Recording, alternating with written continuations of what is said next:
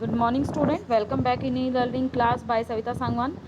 Today we are going to discuss the worksheet 1, solution of worksheet 1, lowest term. Lowest term means that is not divisible by in which both term numerator and denominator is not divisible by a single common table. So let's see. First question में आपको क्या करना है बेटा, encircle the fraction in lowest term. तो देखिए कौन सा 2/5 फर्स्ट आंसर आपके लिए दिया हुआ है. 2 और 5 दोनों सेम टेबल में नहीं आते, फर्दर डिवाइड नहीं हो रहे, तो इसकी फर्दर कोई लोअर टर्म नहीं है. It means this is the lowest term. 1/6 1/6 same किसी और टेबल से डिवाइड नहीं हो रहे. 4/5 4 और 5 किसी कॉमन टेबल से डिवाइड नहीं हो रहे. 3/5 3 और 5 किसी कॉमन टेबल में नहीं आते, इनका कोई कॉमन फैक्टर नहीं है जिससे ये डिवाइड हो जाएं. नेक्स्ट है 1/3. 1 और 3 भी किसी कॉमन टेबल से डिवाइड नहीं होते. तो ये लोवेस्ट टर्म है जो अभी एनसर्कल की हैं हमने.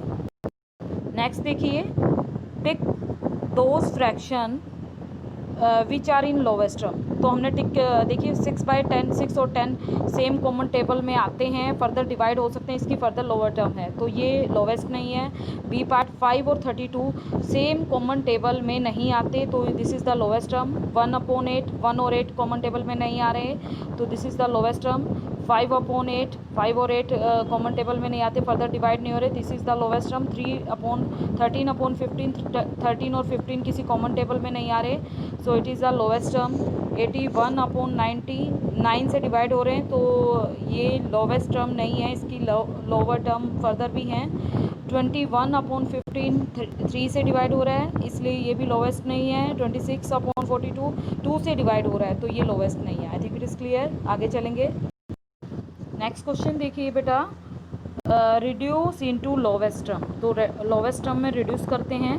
फर्स्ट इज 9/, तो देखिए 9/12 को रिड्यूस करना है, तो आप कैसे करेंगे. 9/12 को हमें देखा है 9 और 12 दोनों 3 की टेबल में आ रहे हैं, 3 से डिवाइड कर लेते हैं. 3 3 9 3 4 12, तो 3/4. 3 और 4 किसी कॉमन टेबल में नहीं आ रहे, तो 3 4 is the lowest term. This is the answer. Next 10/22 को देख लेते हैं. दोनों 2 के मल्टीपल हैं, 2 से डिवाइड हो रहे हैं. 5/11 आ गया. 5 और 11 किसी कॉमन टेबल में नहीं आ रहे, so it is the lowest term. I think it is clear. आगे चलेंगे. नेक्स्ट है 6/20.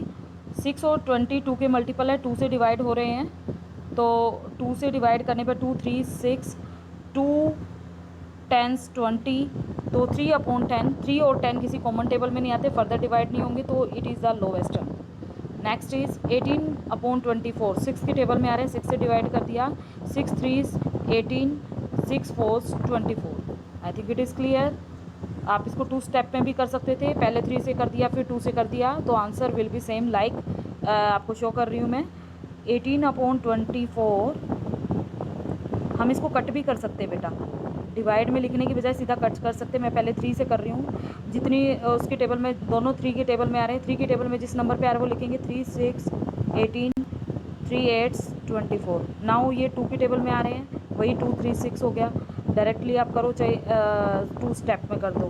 2 3 6 और 2 की टेबल में 8 कहाँ आता है, 2 4 8, वही 3/4 आ गया. I think it is clear. तो हम डिवाइड करें चाहे उस तरह से लिख दें, दोनों ही सेम हैं. नेक्स्ट में है 28/56. तो ये दोनों 7 की टेबल में आते हैं, आप चाहें तो पहले 7 से डिवाइड कर दीजिए, लाइक 7 4 28 7 8 56, फिर 4 से कर दिया, 4 1 इज़ 4 4 2 8. देखिए आंसर सेम है 1/2. इसमें कैसे किया, इसमें आपको 14 की टेबल में भी आ रहा है, 14 से डिवाइड कर दिया. 14 2 28 14 4 56. अब 2 और 4 2 की टेबल में आ रहे हैं, 2 से कट कर दिया. 2 1 is 2 2 2 is 4. I think it is clear. Next is F part. 12/60. 12 की टेबल में आता है, 12 1 इज़ 12 12 5 60, तो 1/5 is the answer. Next is ये 15 की टेबल में आ रहे हैं, 15 1 इज़ 15 15 3 इज़ 45, तो 1/3 is the lowest term. Further ये किसी से डिवाइड नहीं हो रहे. Okay. Next is H part. 48/54 कैसे करें. 6 की टेबल में आ रहा है, 6 8 48 6 9 54।